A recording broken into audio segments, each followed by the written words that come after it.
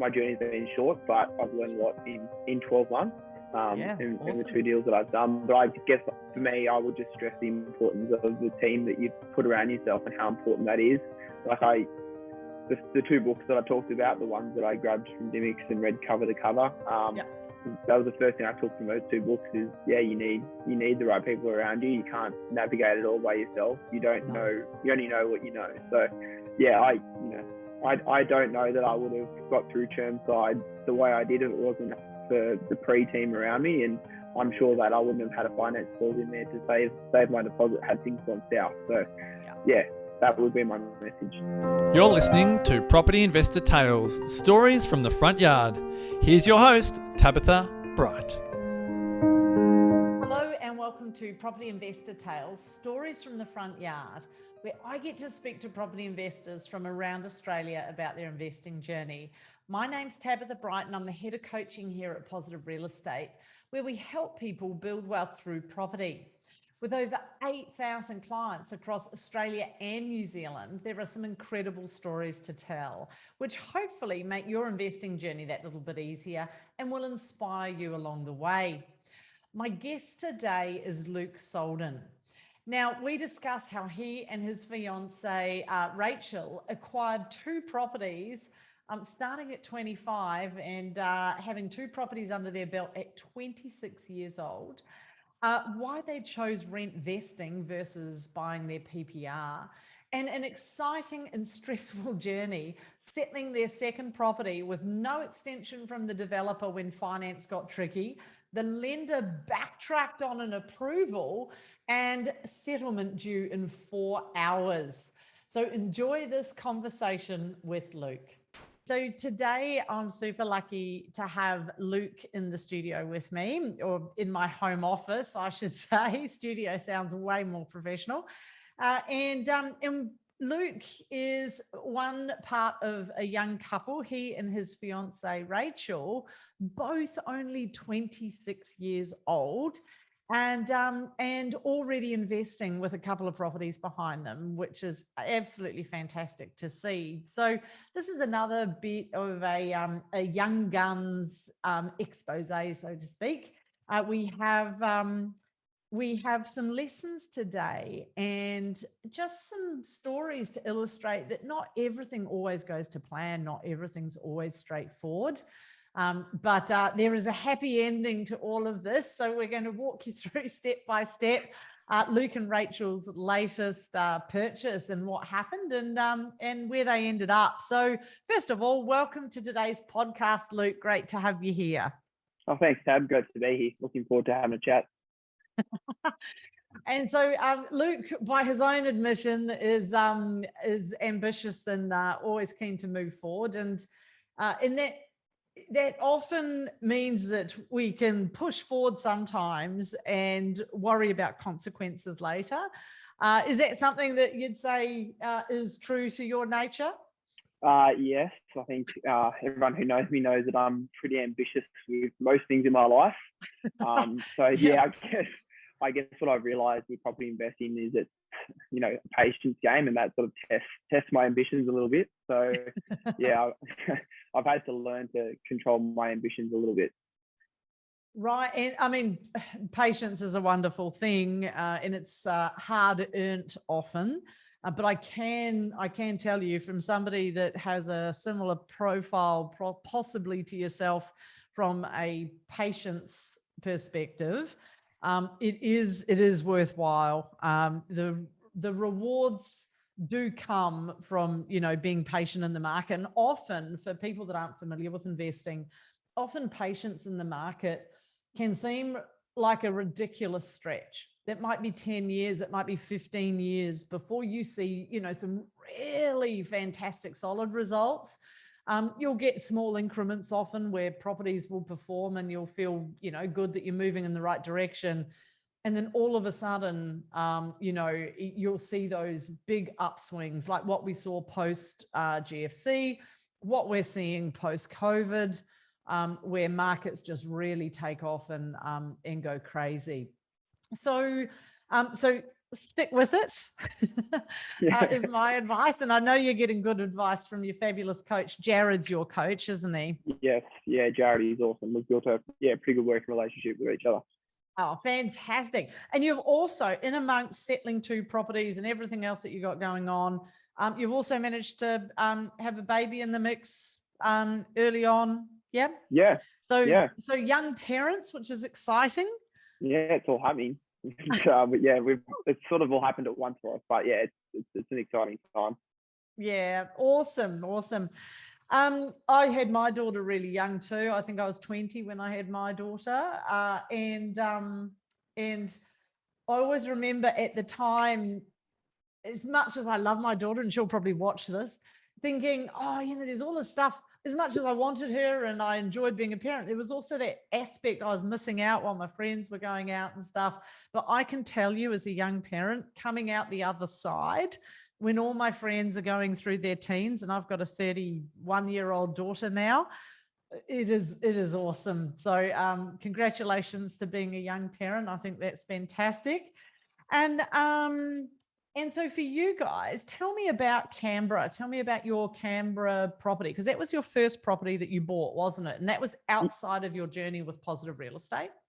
Yeah. So Canberra was our first purchase. It kind of took a while to land on Canberra, actually.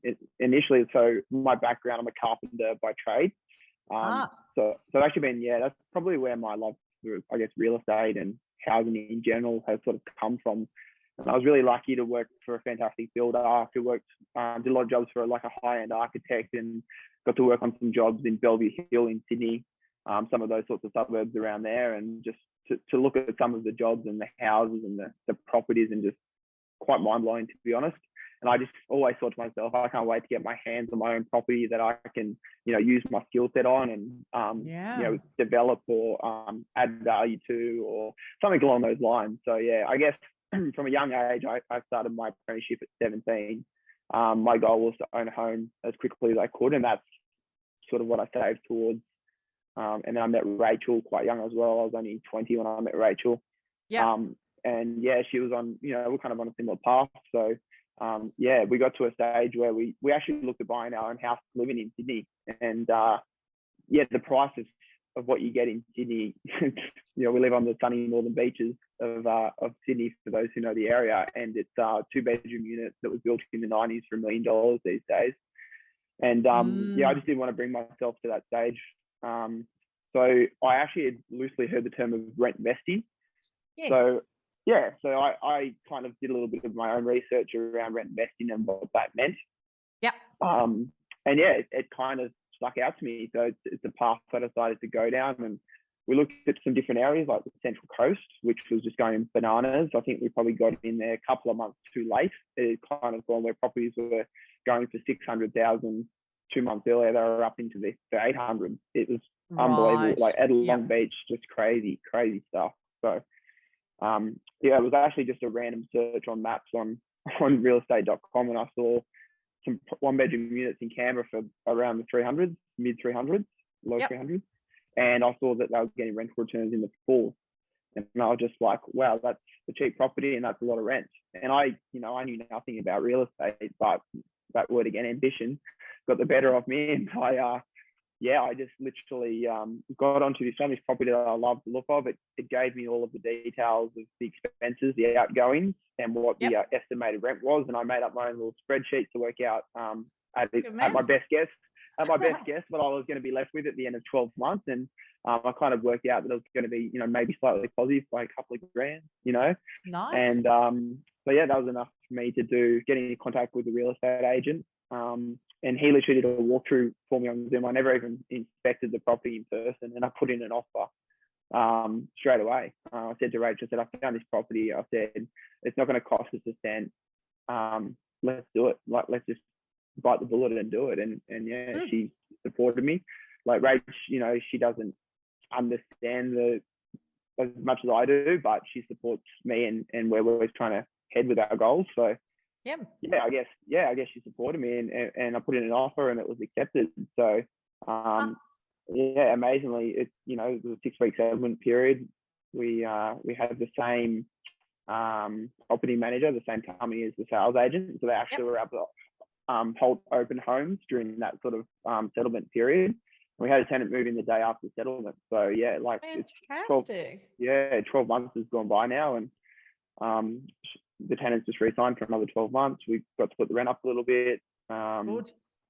Yeah, but it sort of all happened so quickly, and I was really enjoying the ride.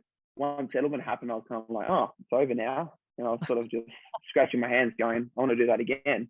So, and yeah, so like people who know me know that I hate reading. I've never finished a book cover to cover in my life.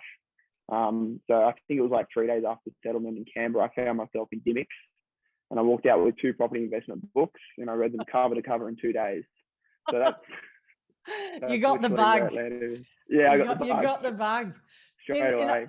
I'm going to pause you on that because there's a lesson in this, right? So I've been coaching with positive real estate for over 15 years, and it's really interesting. You get to see patterns of behavior with people, and people often join our mentoring and coaching program because they want to know how to get good deals, where to get good deals. They might be busy and they just want good deals, and they want to buy the right property, and they want a result, right? And so there's a lot of assumption that it's all about the property deal. But the thing that undoes 90% of clients and people, just people in general investing, what I see from talking to people that have had a result that they weren't happy with, what the main thing is that people sell too fast, because we all love the positive feeling we get from taking action, right? It's addictive. You get in there, you negotiate, you find a property, it's exciting, you settle it, it's awesome. And then it's like, well, what now? Now you sit on your hands for 15 years, you don't touch the bloody thing. And everyone goes, well, nah, maybe I bought the wrong one. Should I sell it and buy a different one? I can find another one. There's a deal over here. This agent's come back to me. Maybe I bought the wrong thing. And there's this perpetual kind of drive to constantly change and fiddle with stuff. So my best advice to you, my young friend, is, and I'm sure Jared's telling you the same stuff, is now don't touch it for a bit. Yep. He certainly Find has. a hobby. Yep, absolutely. I mean, the funny thing about Canberra is, and you know, the classic market that we're in, like I could already recycle my deposit, but you know, in 12 months, it's kind of crazy how quickly the market's moved even down there. But like you say, you know, buy well, never sell. I hear Jason say it all the time, and I'm on board with that. So sounds good man. Because it really becomes a disease usually at around the 7-year mark. Everyone goes, oh, well, my property, it went up initially and then it dropped back and then it's been flat and hasn't done anything and the rents have gone sideways and the tenant's been a pain in the butt, and there'll be this and people get really twitchy. So where properties perform is that longer term. And I know even for myself, properties I've been bored with and fed up with, if I've just left them alone, man, you end up loving them so much. They're just the best thing since sliced bread because they get that time to mature. So, and then move us along. So you've obviously gone to a positive real estate information night. You've met Jared. You've liked what you've seen. You've become part of our program, which is awesome. And you've purchased your first property. And I'll just give the guys a quick rundown if you don't mind. So it was a unit in Chermside, which is inner-ish Melbourne. Brisbane. Yeah. Melbourne. I've got Melbourne on the brain because I'm here. Brisbane. And it was an awesome price point. They're relatively large units too. So they've got great living space. There's the ability to potentially short stay them if you wanted to, for better cash flow. Did you buy a 1-bedder or a 2-bedder? We bought a 2-bedder. Yeah. Great. And we had the one in Canberra. So we, in discussion, part of our plan with Jared was to sort of go for a 2. Yeah. Great to get a 2-bedder. 2-bedder, 2-bathroom, 2-bedder, 1-bathroom. 2-bed, 2-bath. Awesome. Fantastic. Love that. And are you happy to share prices? No stress if you're not. Yeah. So we agreed on 467. Wow. Yeah. 467. Do you know how many square meters that is? Yeah, I think our one, it's around the 90, between 90 and 100. I can't remember exactly what it is, but I'm pretty sure. Let's do 95, right? We'll do a middle. So we go 467 divided by 95. And this is nuts. This is under 5,000 per square meter you're paying.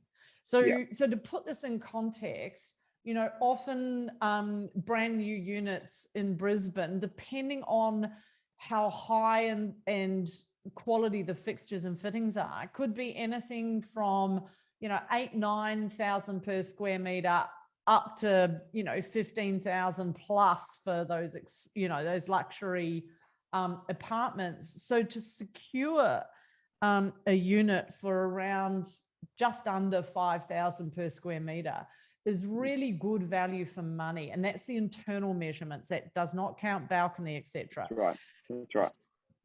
So then what that means for Luke and Rachael is there is a very strong potential for upswing. So if they were to put it on the market and sell, could they get the, you know, 7,000-8,000 per square meter? And because the team here had done such an outstanding job securing those units and negotiating with the developer, then, you know, they did get some really good pricing in the market. So congratulations to you and Rachael, because, you know, you'll do really well out of that. And what did it, tell me about the rent? Because so we actually don't have a tenant yet. As yet, we actually only settled, I think it was a week and a half ago now, or maybe 2 weeks. It's gone so quick, I can't remember. But yeah, I think Cass, our property manager, Cass has been awesome. He's saying around 490 to 510 a week. Yeah, wow. in that sort of range. It was a kind of made, like, obviously for people who don't know, it was originally meant to settle in December, and there were some delays with settlements, title registrations, etc. So initially was only looking around the 450 mark a week, and just in that sort of 4 or 5 months delay, rents went up, you know, by another $40 to $60 a week. So that's awesome. So that's, you know, that's well over a 5% yield. Because sorry, what did you say the price was? 467. Right. So once again, we'll work out the yield. So those of you guys that don't know how to work out a yield, if the rent's $490 a week times 52 is 25,000 odd, divided by the purchase price, 460. Yeah. Yep. That gives us a 5.5% yield. So, you know, with a standard yield these days dropping because prices have increased so much, a 5.5% yield in a major capital city, outstanding result once again. So, you know, congratulations to you both. That's an awesome result.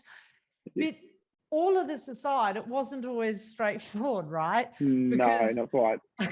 The reason you went into this deal was because it was supposed to be essentially an existing deal, because with COVID and some uncertainty around jobs, you needed something that you could get essentially a finance approval for and settle within a relatively short time frame. And sometimes, if I can say it, shit goes sideways, right? Yes, it does. Take us on that story, because some job stuff changed, things sort of went a bit sideways. Yeah, so when I first signed up with Pre and met with Jared, it was sort of actually in the middle of the lockdown we had in Sydney. So, you know, we were sort of working from home in a little bit of limbo with work and things like that. So I said to Jared that, you know, we had the funds there to make, you know, another purchase, and that I'd like to do that sort of soonish. And considering the situation we're in, we decided to move quickly on something that was ready-made, some ready-made stock, which they had in Chermside. And funnily enough, when Jared and Amanda, my property consultant, had mentioned Chermside, it was one of the first things I'd looked through in the Facebook group, mentoring Facebook group. I'd looked through all the stuff on it already, and just listening, and reading over the profile, I was already in love with the place. So when they suggested it, I was kind of jumping at the bit to be involved with it anyway. So I we actually, and it really kind of went sideways from the start in some aspects, because the first broker that we spoke to actually told us that we wouldn't be able to service the loan. They basically said to us that we would need to come back if we had an increase in our wage. And I kind of thought to myself, I was like, oh, I'm sure, like, looking at our numbers, that we could get this over the line for sure. Yeah. So I went and got a second opinion from a different broker. And the route that this broker took was, rather than going through every nut and bolt that they could, he just submitted an application to a bank with the minimum amount of information they asked for, rather than combing through everything with a fine-tooth comb. He just submitted what the banks had asked for and allowed them to make their own assessment on our position. And yeah, funnily enough, quite quickly and without too many questions, we had an approval for our loan, and we're ready to go. That's awesome. Yeah, so that was awesome. And then it was meant to settle in December, so then things went a little more sideways. So we've got another lesson in there. So just because one broker or one bank says no, we don't take no as an answer. We have to explore other opportunities, because there's, how many lenders are out there? Hundreds of them, right? Right.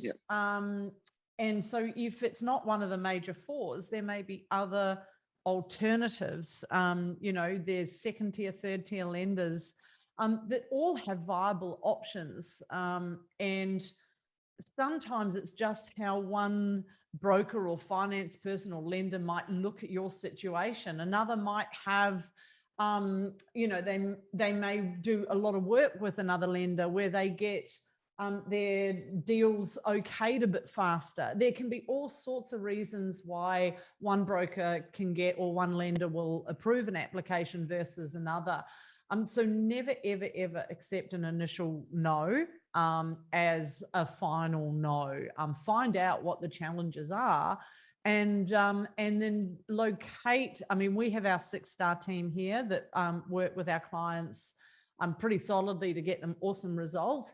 But if you're not part of the positive real estate team, make sure that you question a broker. What percentage of people, what percentage of their work is investor work? Have they worked with lots of clients getting loans across the line? Do they have other lending alternatives outside of the common majors for people that might be a little bit outside the square? And if you don't service, what do you need to do to service to once again get it across the line? So awesome result, Luke, at not taking that first no. But then tell us what happened. So you were hoping for it to settle because there was some job uncertainty on Rachael's behalf, and you were wanting it to settle, around that December mark to ensure that you got finance through and there was no stress. But what happened? Well, unfortunately, there was a delay in the registrations of the titles for Chermside. They sat with the council for, I think, almost 6 months. To be honest, I don't know the ins and outs of the delays, but it was, at the end of the day, COVID, and they had the floods up there as well. So there was a whole heap of contributing factors, I'm sure, to the delays that we saw. And I think it wasn't until July this year or end of June that titles eventually did register, and we were able to settle. So there was quite a delay, and every week that went past, I was sort of tapping my foot, checking my emails, going, come on. But unfortunately, it went the way it went.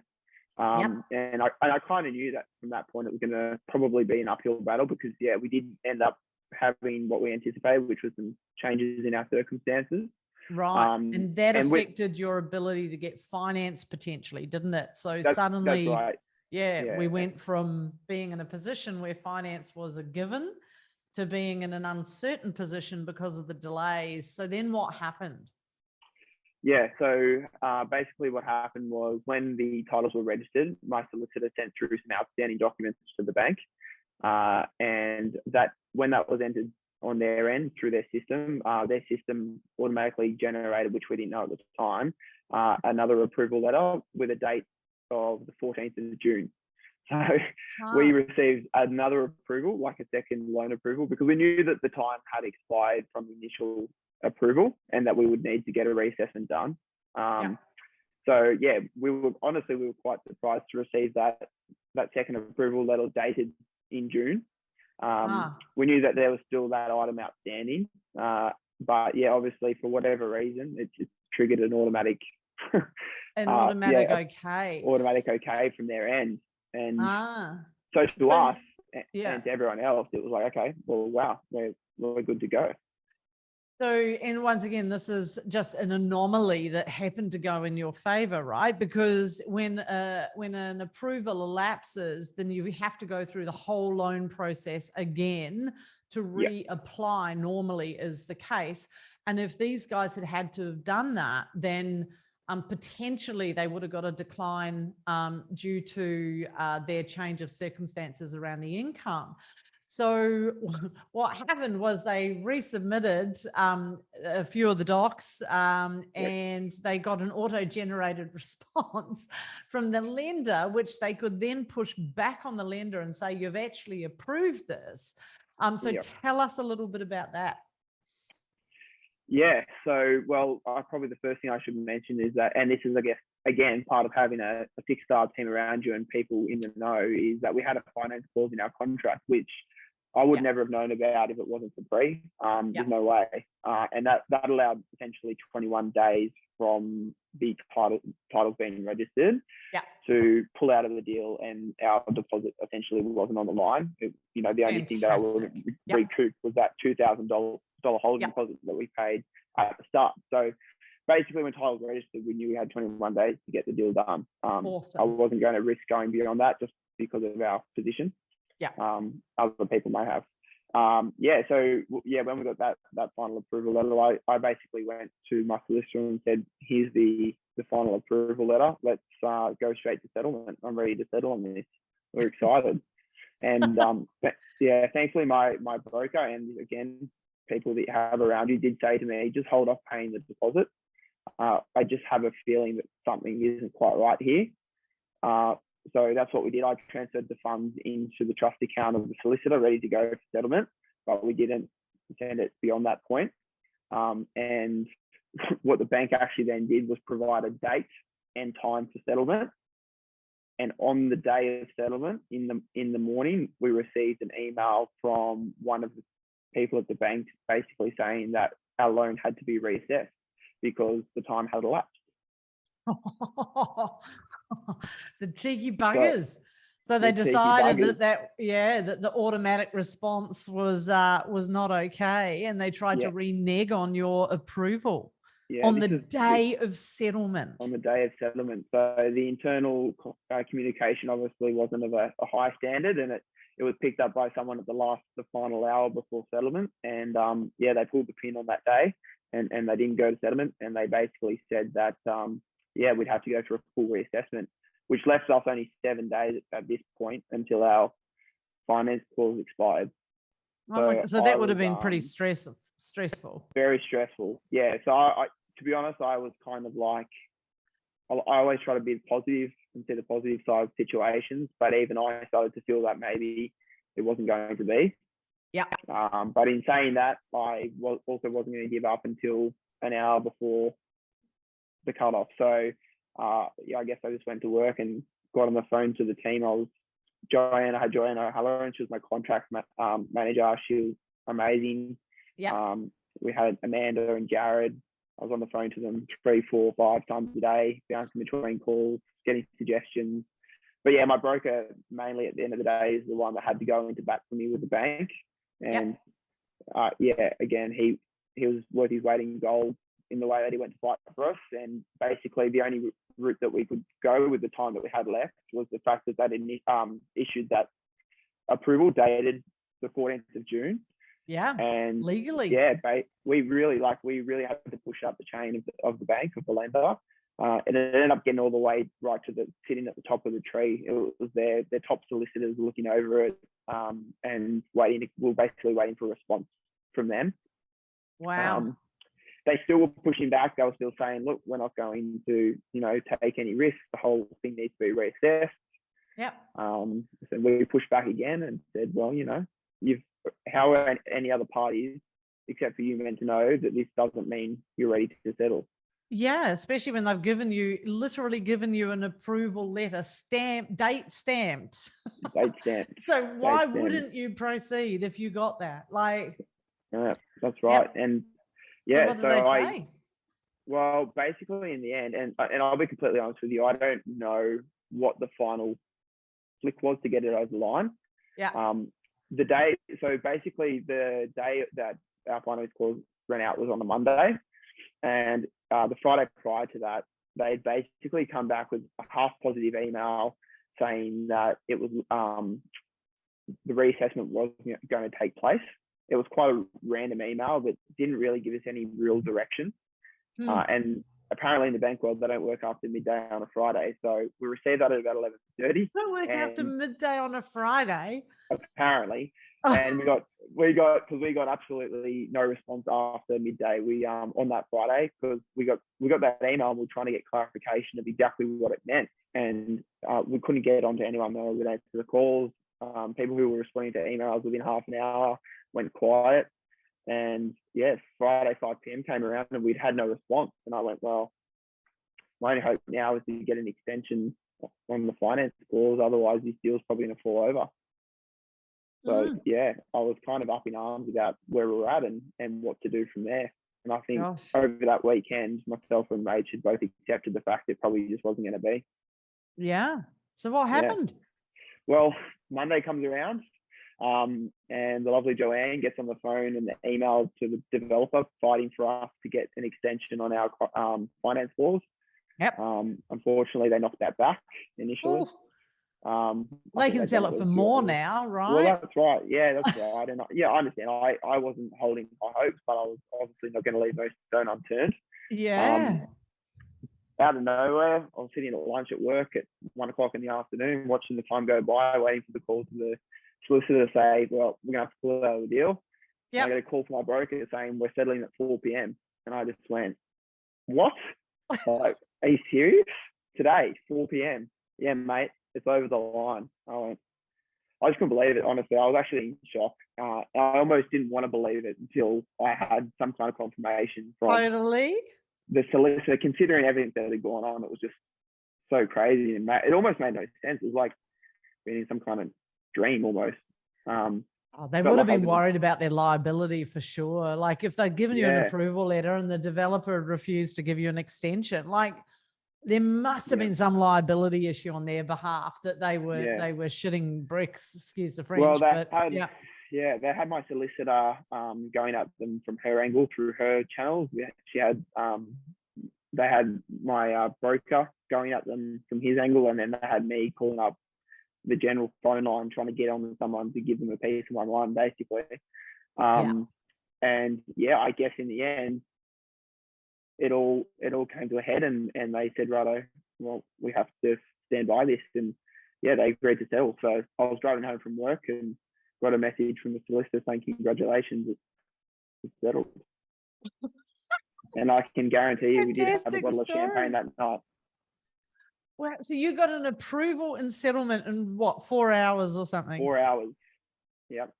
4 hours. I think that is a record. I don't think I've heard of anything faster than that. And if any of you guys have done better than that, I'd love to hear from you. Yeah. But what a battle to get it done. But what an awesome deal that you've got done. A 5.5% yield, a 90 to 100 square meter unit.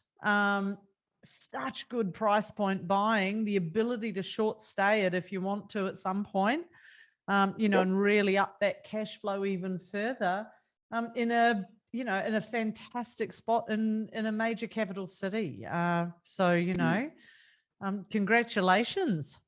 Thank you. Yeah, I know. It's I still can't, to be honest, can't quite believe that it all happened and how quickly it happened.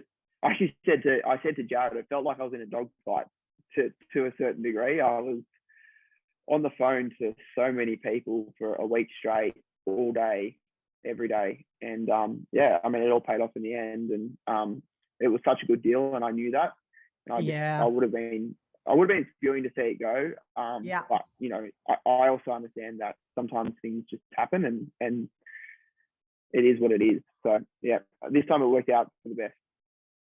Well, congratulations on your mindset, because mindset is the key to pretty much 90% of anything we achieve in life. I'm an avid, everyone will roll their eyes hearing me say this. I'm an avid ultra runner. I love long distance, and all of it past a certain distance, past 30K, it's all in your head, right? Yeah. It doesn't matter if it's 100K, 200K, it's all in your head after that. And it's the same with investing. Like, I would have had people that I would have coached through the challenges that you've had that would have felt like they had a different outcome, simply because of their filters and how they process it and what meaning they put on it. It might have ended up being a terrible experience that was so stressful and they never want to go there again. Whereas, you've turned this round into a bit of an adventure, a dogfight, an awesome story, and a successful investing, journey. And I think it just goes a long way to speak to what your future success will be, Luke. So, for you and Rachael to navigate that at such a young age, with everything else that you got going on in life, I mean, that's phenomenal. So congratulations. I think that if we were giving out awards, you'd certainly qualify. And so for you, I guess one of the questions that I always ask people on a podcast is if you could speak to your younger self. And I think it's probably maybe not the question for you guys, because you are young, and I don't want to talk down to you. We're only 12 months into our journey, aren't we? Really, it's kind of hard to believe, but I mean, I've already learned so much. Like, to be honest, I could almost talk to the Luke who bought Canberra 12 months ago and say, go for it. Like, I mean, again, this goes to show how important it is to have the team around you, and it goes to show with what happened in Chermside. But like my property in Canberra, we paid a 20% deposit. We P&I mortgage, all of these things that I wasn't aware of in terms of property investing. Like, we could put down 10% deposit. We could have bought 2 units. Interest only. I could have been way more cash positive. All these sorts of things that I didn't know, that had I done the research or been a part of pre, I would have known this. But life's a journey, and we learn. And it was only took me one purchase to realize I needed a team around me, and that's how I landed at pre. But the other thing that happened, like that unit, I bought it from the developer, so they actually held on to it for 4 years. And what I quickly realized was they flogged the depreciation and then handed it off to me. And again, had I known, and you only know what you know, but look, to be honest, it's not the worst purchase in the world. It's worked out well for us, but there's still lessons learned from right from the start. That if I could go back in time, I would do things differently with that deal. Yeah, it's interesting, and they're great points you raise, because often it's the learning by trial and error that extends so much time to our investing journey. It stops it from being a 10 to 15 year journey, and it ends up being a 25 to 30 year journey, which, if you're getting the desired outcome, that's great. But can we fast track that 100%? And all of those things that you touched on, the things that where we often start with our investing, right? Why would you pay lender's mortgage insurance if you don't have to, if you can put down 20%? Well, because leverage is king. And you're bang on with, you had 2 10% deposits rather than one 20% deposit. Could you have bought 2 properties, not 1 property? Or could you have bought a higher price point property, or or a different property if those funds stretched further?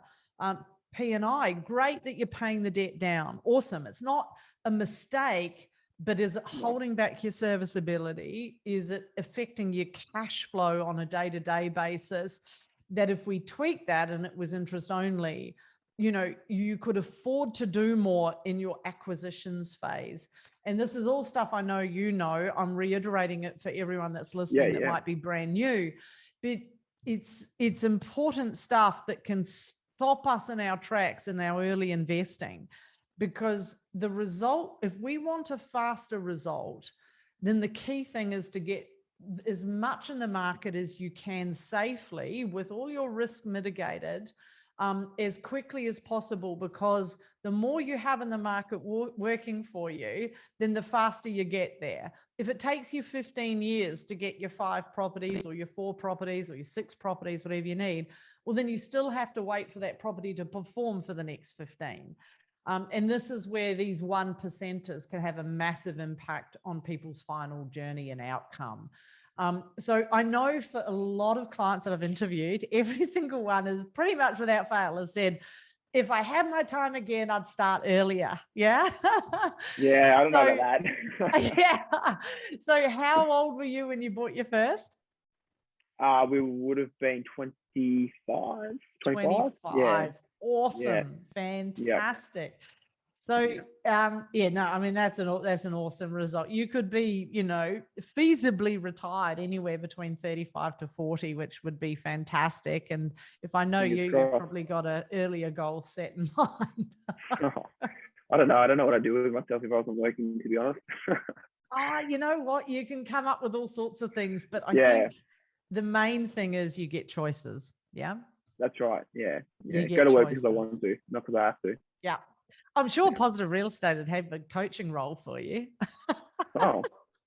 I'll just put that out there. I have LinkedIn if you want to send me a message. It's funny. Yeah. But absolutely. We're always looking for coaches. So and we love recruiting from our own clients. So that would, I'm sure, be part of the parcel if you were interested. But anything else, any other lessons, anything else you wanted to wrap up with for today? Anything that you would like people to understand about the investing journey? To be honest, I just obviously my journey's been short, but I've learned a lot in 12 months in the 2 deals that I've done. But I guess for me, I would just stress the importance of the team that you put around yourself and how important that is.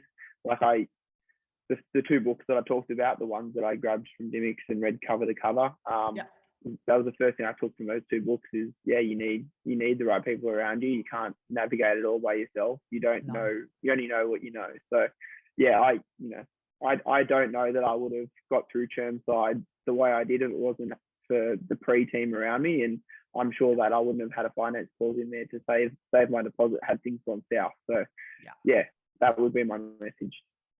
Awesome. All righty. Well, congratulations to you and Rachael once again. And thank you so much for being on today's podcast. And it is going to be going live quite quickly, so it will be out next week. And I know people will get heaps from today's podcast. So thank you so much, Luke. Thanks for sharing your journey. And we'll see you around the traps and hopefully in person sometime, COVID allowing, eh? Absolutely. Thanks for having me. Thanks so much. Bye for now. Hey, thanks for listening to Property Investor Tales. Remember to subscribe so you get notified every time a new episode drops. As you can guess, I love hearing people's property investor tales. So if you'd like to share yours, then please get in touch with me via email at propertyinvestortales@positivementor.com.au. We would also love your feedback, and I would appreciate a 5-star review over on Apple Podcasts or Spotify. Remember, you can watch all of these podcasts over on YouTube at Positive Mentor or at positivementor.com.au. Until then, take care, happy investing, and bye for now.